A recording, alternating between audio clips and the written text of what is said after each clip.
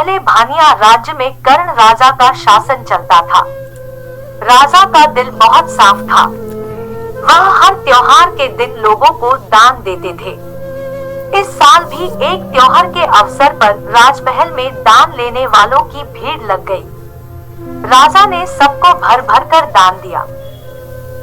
अंत में कमर को झुकाते हुए एक महिला राजा के पास दान लेने के लिए पहुंची, लेकिन तब तक राजा के पास दान देने के लिए कुछ भी नहीं बचा। राजा ने तुरंत अपने गले से हीरे का हार निकालकर उस महिला को दे दिया। वह महिला राजा के सिर पर हाथ फेरते हुए आशीर्वाद देकर चली गई। अगले दिन राजा अपने बगीचे में बैठकर सोच रहे थे कि मेरे जीवन में एक पुत्र की कमी है। भगवान ने मुझे सब कुछ दिया, लेकिन पुत्र सुख पता नहीं क्यों नहीं दिया। तभी राजा के गोद में आकर एक आम गिरा।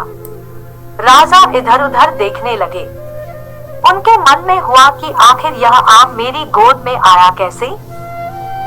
तभी कुछ देर बाद उन्हें बहुत सारी परियां दिखी। उन सभी परियों में से एक नीली आंखों वाली परी राजा के सामने आई और बोलने लगी कि इस आम को अपनी पत्नी को देना। यह आम तुम्हें पुत्र रत्न देगा। इसे खाने के 9 महीने बाद ही तुम्हारी पत्नी मां बन जाएगी। वैसे तुम्हारे भाग्य में पुत्र सुख तो नहीं है, लेकिन तुम दिल के साफ हो और बहुत दानी हो, इसलिए तुम्हें यह सुख मिला है। बस यह सुख तुम्हें सिर्फ 21 साल तक मिलेगा। जैसे ही तुम्हारे बेटे की शादी होगी, उसकी मौत हो जाएगी। राजा ने दुखी मन से नीली आंखों वाली परी से पूछा, क्या इसका कोई उपाय नहीं है? परी ने कहा, राजन, कल मैं कमर झुकाते हुए एक साधारण महिला के रूप में तुम्हारे दरबार में दान लेने के लिए आई थी। देखो, जो माला तुमने मुझे दी थी वो मेरे गले में है। तुम्हारे इसी कर्म और दूसरों की मदद करने की भावना के कारण मैं तुम्हें पुत्र का आशीर्वाद देने के लिए आई हूँ। लेकिन तुम्हारा बेटा 21 साल से ज्यादा नहीं जी पाएगा। फिर भी तुम उसकी मौत होते ही उसे एक संदूक में डाल देना। उसके बाद संदूक में 4 दही के घड़े रखना और बीच जंगल में लाकर छोड़ देना। इतना कहकर नीली आंखों वाली परी वहां से ओझल हो गई। राजा ने महल जाकर सारी बात अपनी पत्नी मैत्री को बता दी और उसे आम खाने के लिए दिया। राजा की पत्नी ने आम खाने के ठीक 9 महीने के बाद एक पुत्र को जन्म दिया। बेटा होने की खुशी में राजा ने बहुत बड़ा जश्न रखा। जश्न के बाद बेटे का नाम देव रखा गया। होते होते राजकुमार देव की उम्र 21 साल की हो गई। उसके विवाह के लिए प्रस्ताव आने लगे। राजा ने एक बुद्धिमान लड़की वत्सला से अपने बेटे की शादी करा दी। शादी के कुछ ही दिनों के बाद नीली आंखों वाली परी की बात सच हो गई और राजा का बेटा देव मर गया।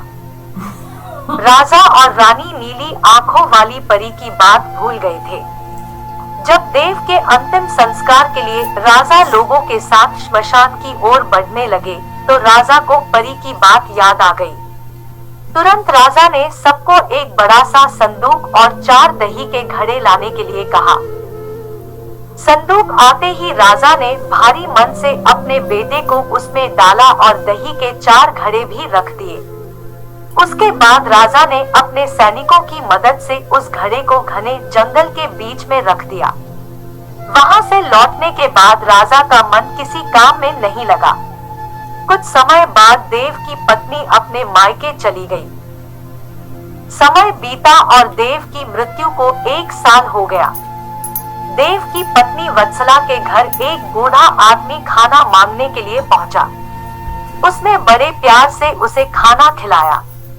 खाना खाने के बाद उस भिखारी ने अपना हाथ धोने के लिए दूसरे हाथ की मुट्ठी खोली।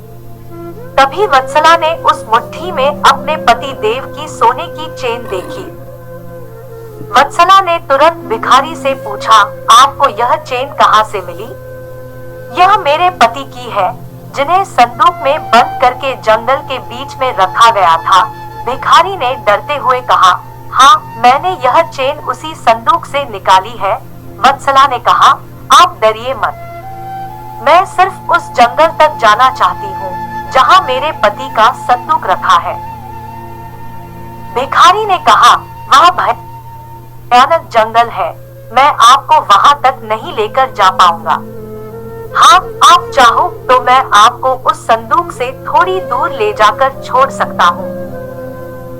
वत्सला तेजी से भिखारी के साथ जंगल तक पहुंची। घने जंगल से पहले ही भिखारी वहां से चला गया। फिर वत्सला अकेले अपने पति के संदूक को ढूंढने के लिए निकल पड़ी। वहां जाकर उसने अजीब सी चीजें देखी। उस संदूक के पास बहुत सारी परियां थी। वत्सला पेड़ के पीछे छुपकर उन्हें देखने लगी।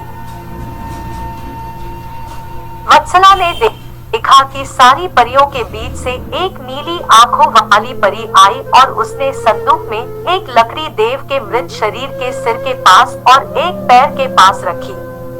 तभी देव संदूक से बाहर निकल आया। परियों ने देव को मिठाई खिलाई और दोबारा संदूक के अंदर डालकर लकड़ियों की स्थिति बदल दी। रोज रात को नीली आंखों वाली परी इसी तरह से देव को संदूक से बाहर निकालती और फिर उसी में भेज देती थी। वत्सला डरते हुए उसी जंगल में फल खाकर 3 से 4 दिन तक यह सब देखती रही। एक दिन वत्सला ने भी संदूक खोलकर नीली आंखों वाली परी की तरह ही लकड़ी की स्थिति को बदला।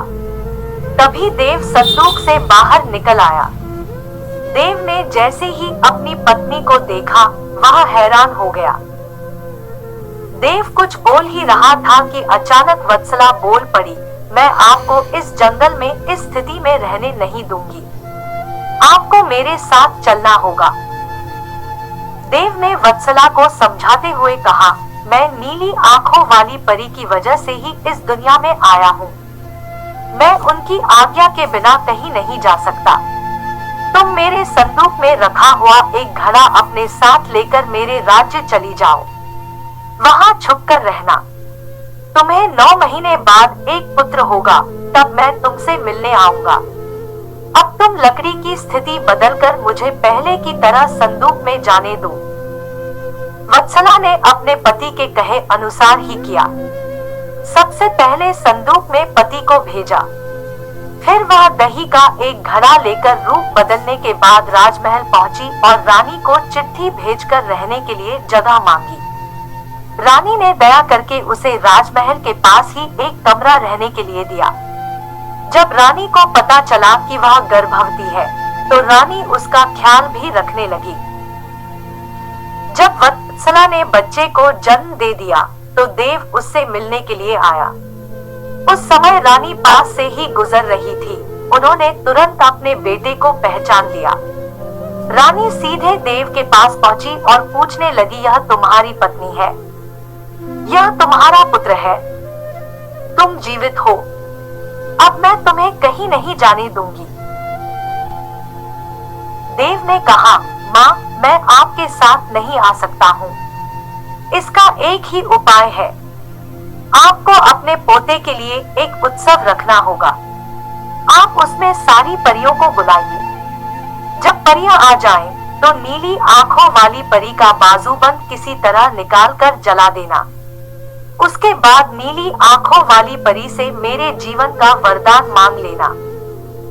इतना कहकर राजकुमार देव वहां से चला गया। उसकी माँ ने दुखी मन से उसे विदा किया। कुछ ही दिनों में रानी मैत्री ने अपने बेटे देव के कहे अनुसार जश्न रखा और सारी परियों को भी बुलाया। सभी जश्न में डूबे हुए थे।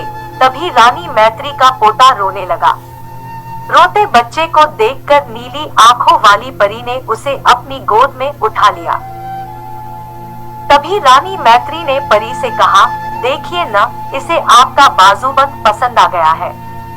तभी तो आपके पास आते ही इसने रोना बंद कर दिया। क्या आप कुछ देर के लिए अपना बाजूबंद इसे खेलने के लिए दे देंगी?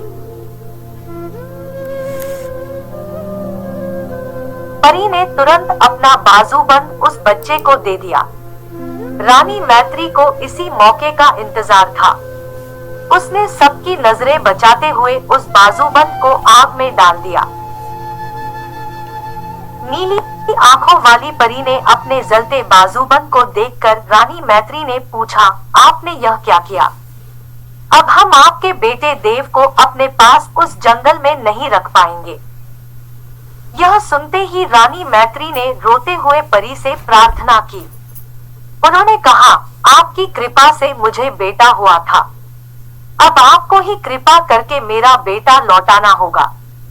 मैं आपसे अपने बेटे देव की भीख मांगती हूँ।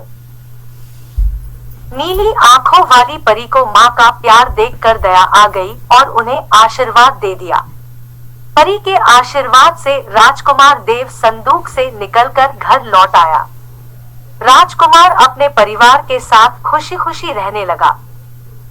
कहानी से सीख, विनम्रता से सबका दिल जीता जा सकता है और सब्र व सही रणनीति से इंसान मुश्किल काम को भी पूरा कर लेता है।